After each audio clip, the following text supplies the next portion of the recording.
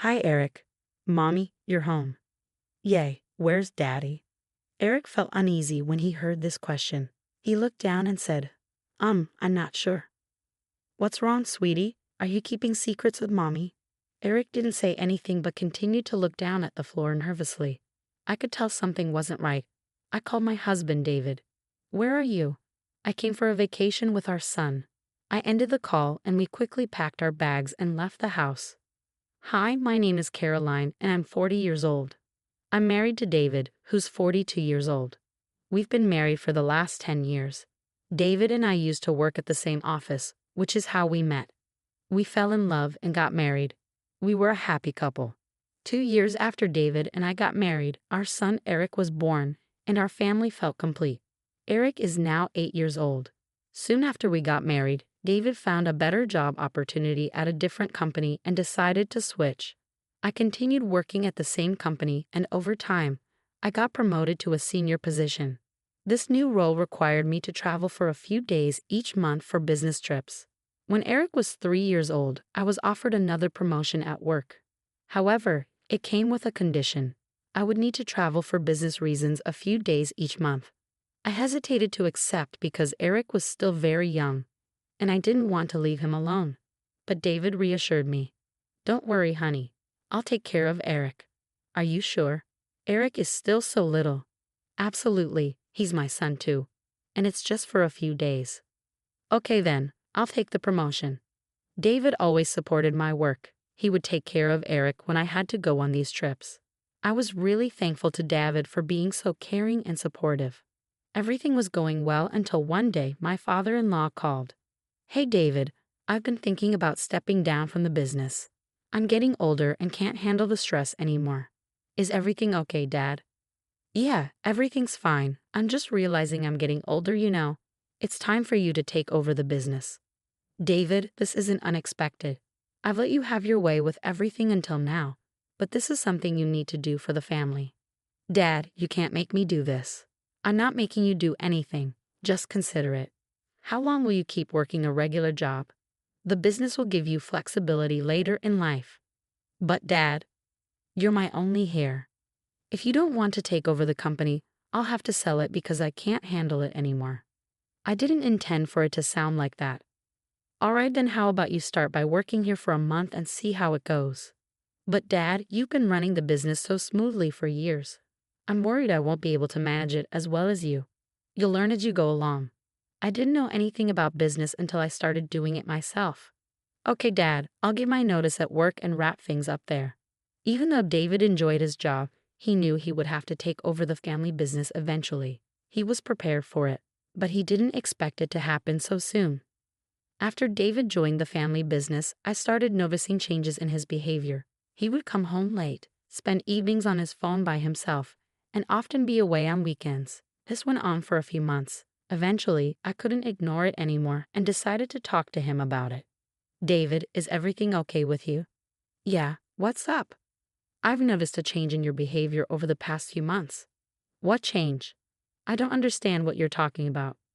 I wanted to address the issue so we could work on it together, but David seemed to brush off any problems. I became frustrated with his dismissive attitude. Don't act like you don't know what I'm talking about. You come home late almost every day. And when you do come home early, instead of spending time with me or Eric, you're glued to your phone. David responded firmly, I'm busy. It's not like when I worked for a company and could finish at 7 p.m. This is my business now. I have to give it attention even after I get home. I need to coordinate with other departments over the phone. What about the weekends? Yes, sometimes we have to work on weekends too. Feeling overwhelmed, I left the room to calm down. While David's reasons made sense, I couldn't shake off my concerns. I could sense a growing distance between us, though I couldn't quite explain it to David. I decided to give him the benefit of the doubt and allow him time to adjust to the business. Besides, he was a loving father to Eric and took good care of him when I was away. He even made sure to take Eric on small vacations during my business trips. As time passed, David became even busier with the business. Sometimes he wouldn't come home at all. Despite living under the same roof, we hardly communicated. I started wondering if my work was causing this distance between us. I often felt lonely, with no one to confide in. My parents were elderly, and I didn't want to burden them with my problems. I had lost touch with most of my friends as I became preoccupied with family and work. David's presence in my life seemed minimal. My only solace was Eric. Although he was too young to understand my troubles, spending time with him brought me joy and relief. However, I began to notice changes in Eric. His grades were dropping, and he was spending excessive time playing video games. David spoiled him with expensive video games and toys, which only seemed to worsen the situation. The next time David brought home expensive video games for Eric, I couldn't help but feel concerned. I disagree, David. Eric already has plenty of video games and toys. Adding another one isn't necessary. What do you mean? Can't I give gifts to my own son anymore? What's the problem? Eric's grades have been slipping, and he's constantly distracted by video games. It's not good for his development. He's my son. He'll figure it out on his own. You don't need to interfere. He's my son too, David. I want to make sure he's raised to be educated and responsible. Are you implying that I'm irresponsible? I've been looking after Eric since he was 3 years old while you were away on your business trips. I was taken aback by his accusation. He had willingly taken on the responsibility of caring for Eric, and as his father, it was his duty too. But it was you who encouraged me to take the promotion and said you'd take care of Eric. Yes, I did. You should appreciate my support instead of constantly criticizing me. I've always appreciated your support for me. That's why I'm still here, despite your distant behavior. His words hit me hard, and I couldn't hold back my tears. Please don't try to paint yourself as the victim here. I lost my temper and yelled at him. I'm done with you. I don't feel any affection or gratitude towards you anymore. Taking care of Eric was your responsibility as a parent. I don't owe you anything for that. David shouted back, "You're so ungrateful. Women like you can never be happy or keep their husbands happy." It was the first time David had spoken to me like this.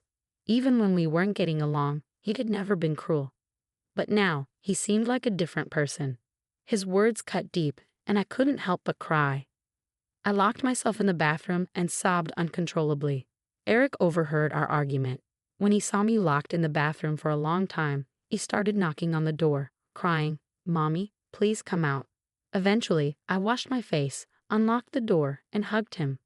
"Mommy, I was scared when you stayed in there for so long." "I'm sorry, honey. I was just taking a long bath. But your hair is still dry." I chuckled and pinched his cheeks. "You're quite clever, aren't you? How about spaghetti for dinner?" Eric's eyes lit up. Yes, spaghetti.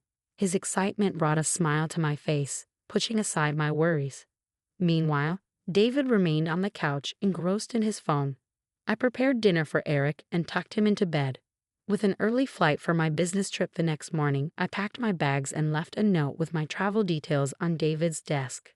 Since our relationship had grown distant, I always left a note with my travel plans for David so he could make arrangements for Eric or take him to my in-laws' house the next day. I went on my scheduled trip, but the recent arguments with David weighed heavily on my mind. I couldn't focus on my work. By the second day, I started feeling feverish and weak, so I decided to cut my trip short. I contacted my manager and explained that I was feeling unwell. They arranged for me to return home immediately. When I got back, I was looking forward to spending quality time with my son.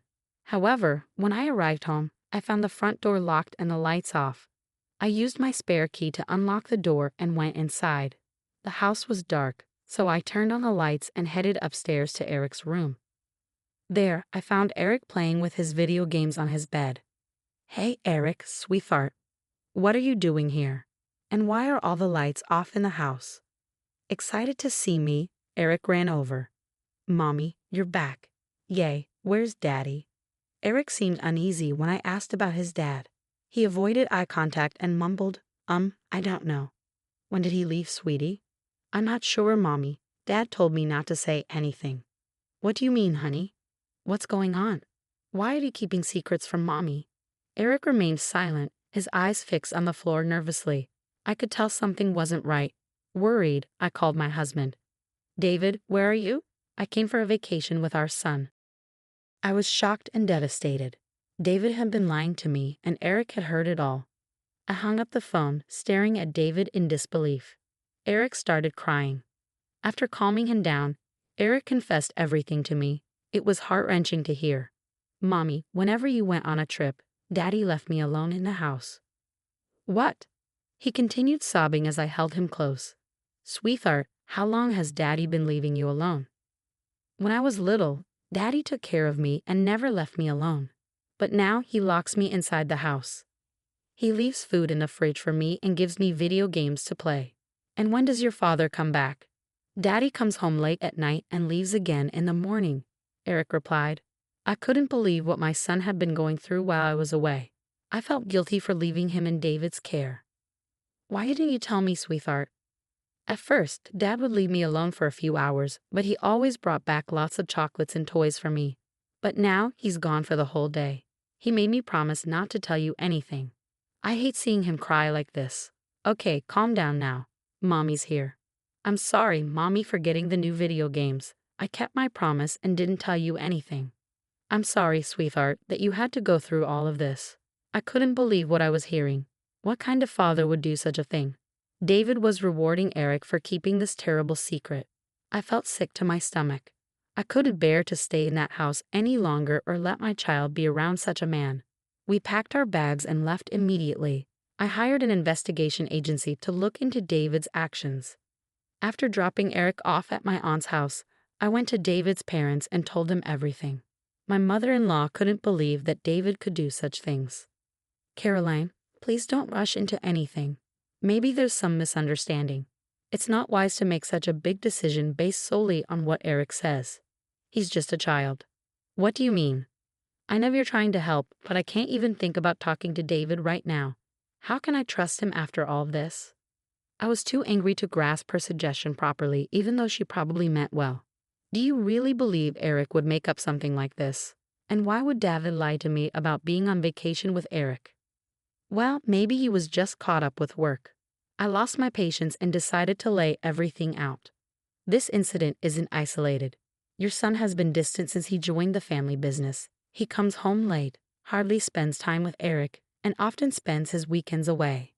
Are you suggesting that all of this is because David joined the family business? My father-in-law interrupted. Brianna, let her speak, he said.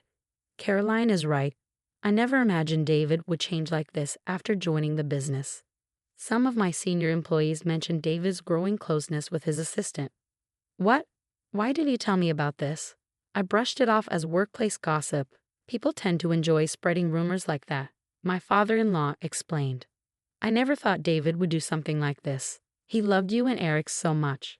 I should have taken it seriously. I regret it now. Please forgive me, Caroline, he pleaded.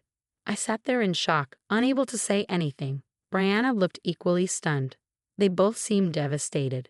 David had always been seen as the perfect son, husband, and father. He had let everyone down. I couldn't blame my father-in-law because I, too, had never suspected David of having an affair despite our relationship growing colder. I attributed it to our busy schedules. I had foolishly hoped that once Eric grew up and we were free from parental duties, we'd be happy together again in our retirement. But now, everything felt shattered. After leaving my in-laws' house, I started receiving calls from David. I assumed my in-laws had spoken to him. I ignored his calls and blocked his number. I stayed with my aunt for a few days while searching for a new place to live. Eventually, the investigation agency sent their reports, confirming my suspicions. David had indeed been having an affair with his assistant, Lily. He would skip work and spend the day at her place whenever I was away. I hired a lawyer and sent divorce papers along with the evidence I received from the agency.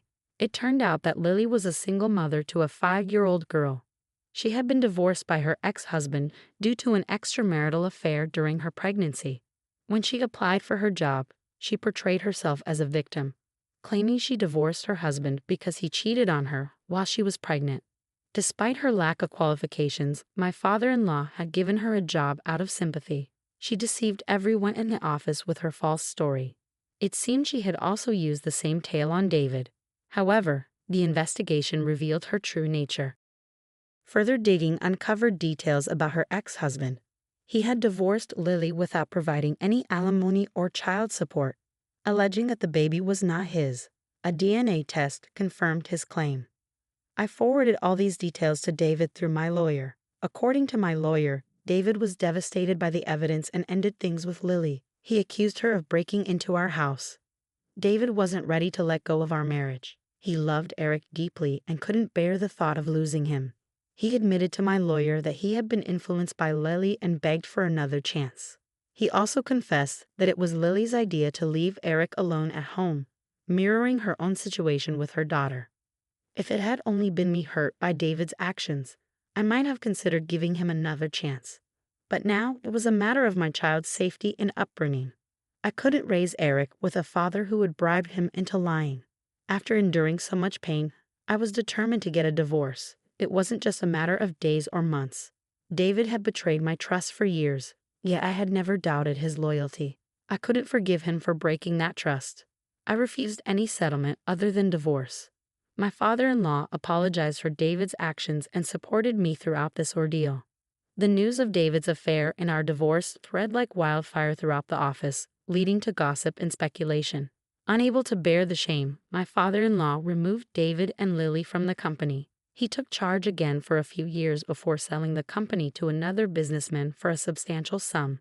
David's name was removed from his parents' will, and instead, Eric inherited his grandfather's legacy. David was disowned by his parents as he had shattered their trust too. David relocated to another part of the city where he faced judgment from the community for his infidelity with his assistant. Meanwhile, I transferred to a different department where I didn't have to travel as much.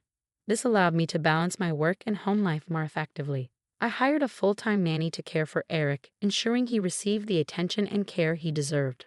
I'm considering leaving my job in a few years. I've saved enough for my retirement and want to enjoy life to the fullest with my son. My greatest wish is for Eric to grow up into an educated and responsible individual, and I'll do everything in my power to ensure he receives the